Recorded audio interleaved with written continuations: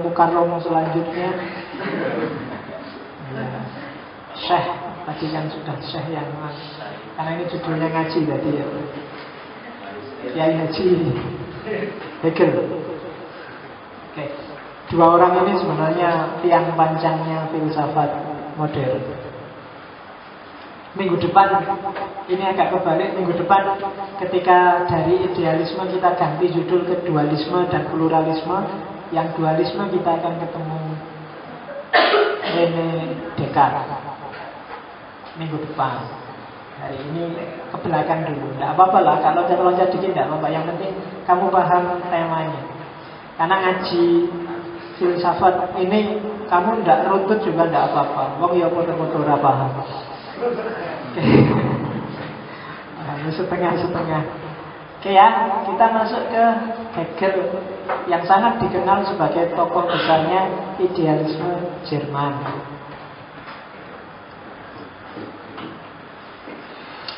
Hegel pikirannya sangat banyak dan sangat luar biasa. Dia melakukan kompilasi dari banyak sekali filosof sebelumnya, sehingga sampai ada yang bilang sebenarnya pikirannya Hegel tidak ada yang original. Beberapa cuma ngasih atribut baru terhadap ide-ide lama dari para filosof sebelumnya. Tapi yang jelas, apapun komentar orang, dia dampaknya luar biasa dalam dunia filsafat. Hegel tidak kayak Kant yang agak kuper, tapi dia akademisi. Yo kadang-kadang nakal dikit lah. Hegel itu punya anaknya, Hegel itu jadi tentara Belanda, tewasnya di Jakarta. Iya, jadi Hegel ini pernah selingkuh sama ibu kosnya. Jadi dia pernah. Iya. Ini kasih gosipnya Hegel. Kemarin dulu kan gosipnya Mat yang menghamili pembantunya. Nah, Hegel ini rada mirip. Hegel itu menghamili ibu kosnya, karena dia naksir sama istrinya bapak kosnya, kemudian hamil dan punya anak. Cuma karena anak nggak resmi, Hegel nggak mau. Akhirnya anak ini diadopsi oleh orang Belanda dan akhirnya jadi tentara Belanda, terus masuk ke Jakarta, termasuk penjajahnya Indonesia, tapi terus di sini tewas. Jadi kita masih punya hubungan sama Hegel.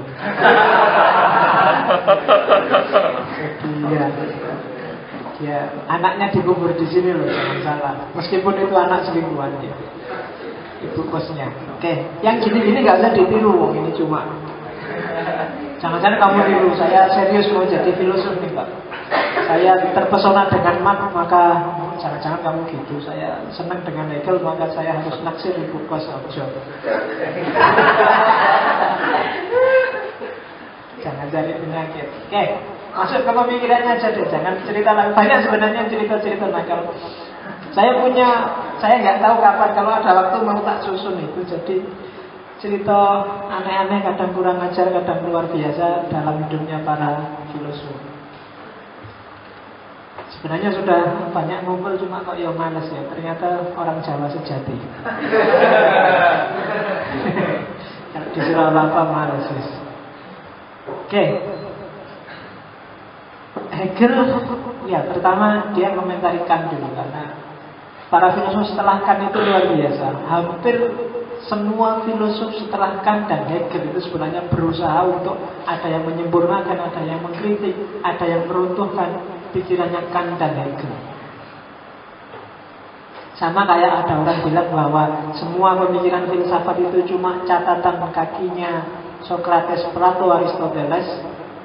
Tapi semua filsafat setelah modern itu sebagian besar melanjutkan, mengembangkan atau mengkritisi pikirannya Kant dan Hegel. Terhadap Kant, Hegel mengkritik.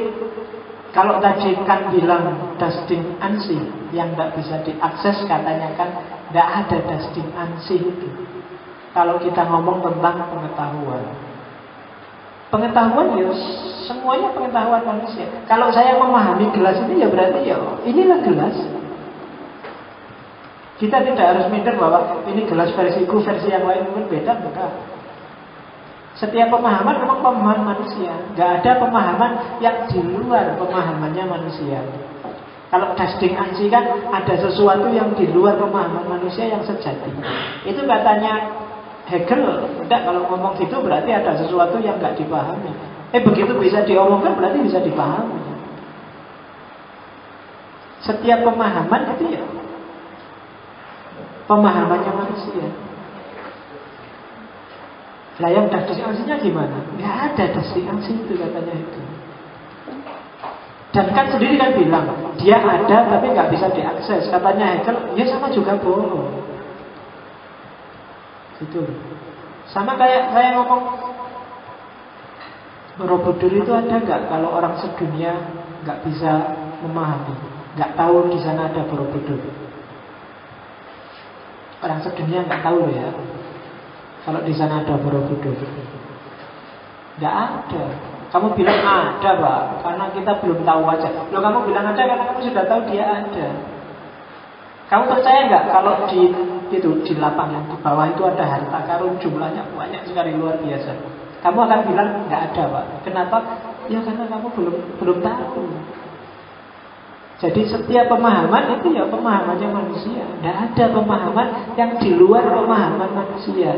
Itu tautologi. Bulat. Setiap pemahaman itu ya pemahamannya manusia.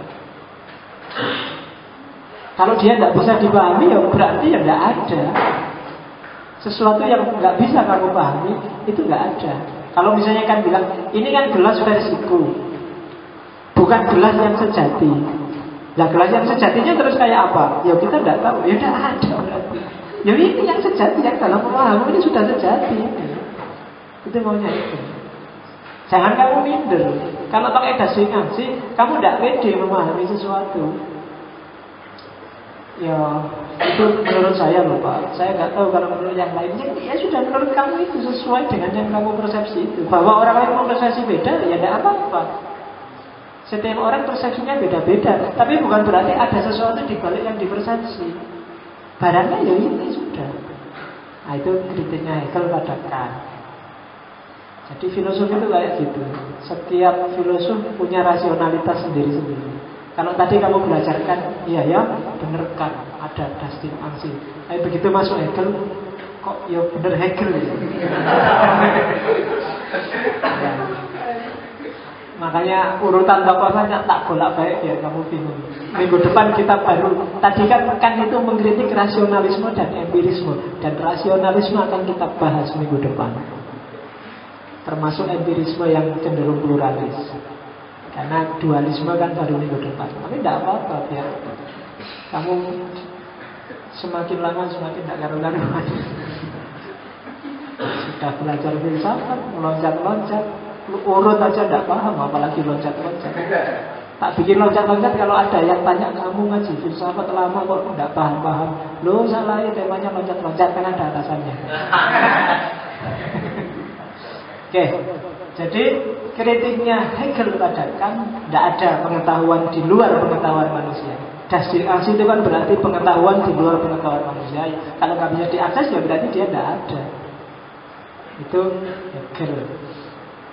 Sekarang kita lihat apa yang ada di pikirannya Hegel.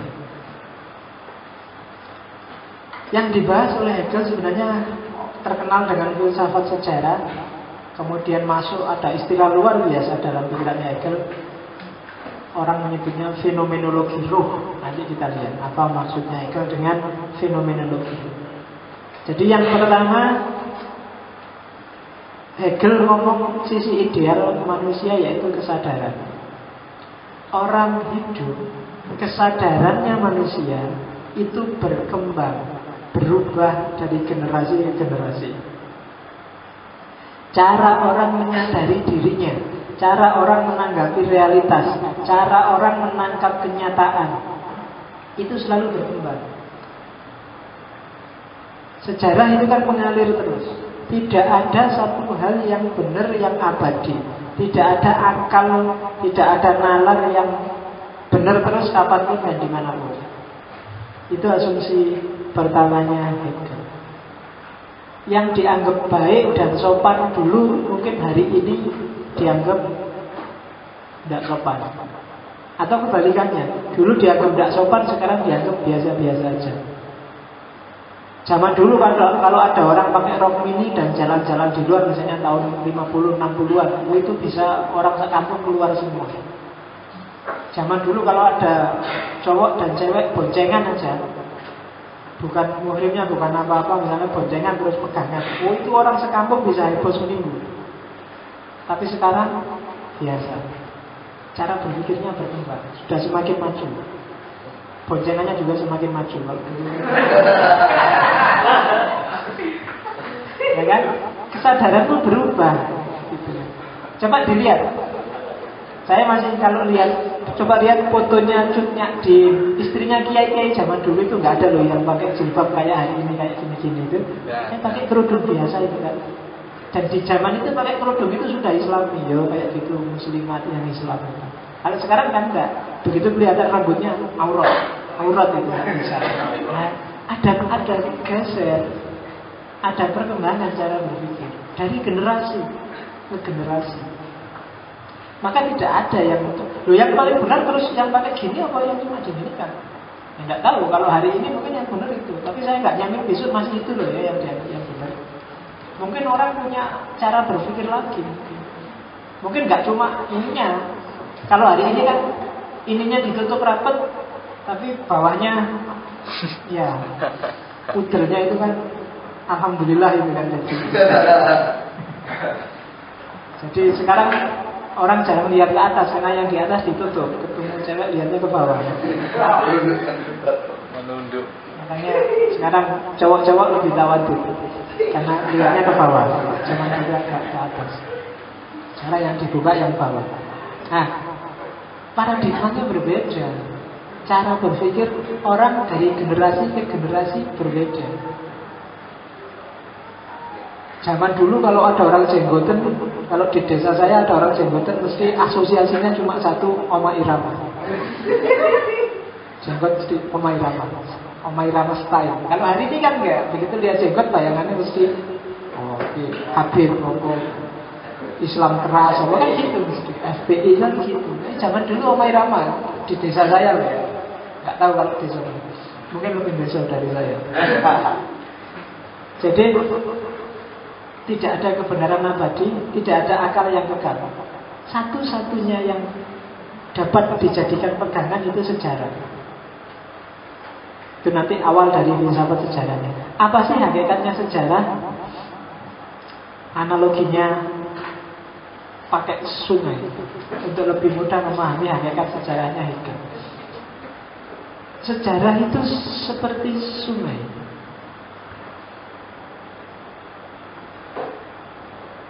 Dia selalu mengalir, dia selalu berubah. Kalau di zaman Yunani ada filosof namanya Heraklitos yang punya jargon pantare. Segalanya mengalir. Analoginya juga sungai. Kita tidak bisa meloncat di sungai yang sama dua kali. Begitu kamu loncat sungai, balik lagi ke sini. Ketika kamu balik itu sudah beda lagi kan? Kenapa? Karena sungai itu mengalir. Sudah beda lagi dengan yang tadi. Dan perubahan itu mungkin nggak cuma jam, nggak cuma hari, kadang detikan. Sejarah selalu begitu. Jadi dia selalu berubah. Yang zaman dulu A sekarang B. Dulu zaman Megawati mau jadi presiden, kamu ada masa pasti kamu senang dengan SBY dan lebih memilih SBY untuk jadi presiden. Jadi pokoknya SBY is the best. Kamu mungkin kayak Jokowi hari ini kan, SBY ini Satrio Piningit, bukunya banyak bahwa SBY Satrio Piningit. Sekarang sudah dicaci maki orang. Ya kan, sejarah. Mungkin Jokowi yang sekarang dipuji-puji orang setinggi langit, saya nggak jamin loh. Makanya kalau ingin jadi presiden mungkin harus sekarang Jokowi. Kalau nunggu 2019 mungkin dia sudah ketahuan jeleknya banyak. Jadi sejarah. Dan karena itu kita tidak bisa bilang kalau itu sungai kan, kita nggak bisa bilang sungai yang paling benar itu yang mana, yang sekarang apa yang tadi. Tidak bisa. Jadi sejarah berjalan berkembang, berubah. Maka yang disebut hakikat itu kita nggak bisa menunjuk pasti. Kebenaran yang sejati nggak bisa kita pegang, karena dia selalu berubah. Itu filsafat sejarahnya Hegel. Meskipun demikian, kita tetap dari sangat banyak yang berbeda berubah-ubah, toh kita tetap bisa ngomong tentang sungai secara umum.